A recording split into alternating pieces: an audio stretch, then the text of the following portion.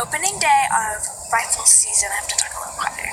As you tell by my camo, I'm going hunting again. So hopefully we get something. Wish me luck.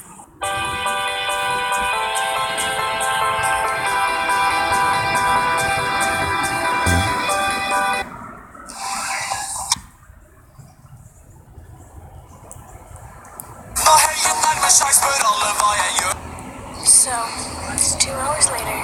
We didn't see anything, but it's Friday night. I'm gonna go hunting Sunday morning, but my dad has to work Saturday morning, but he has to work Saturday evening.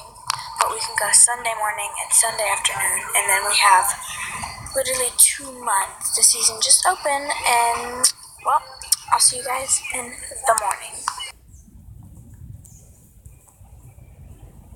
It's 5:40 on a Saturday morning, and I feel really good about the mornings.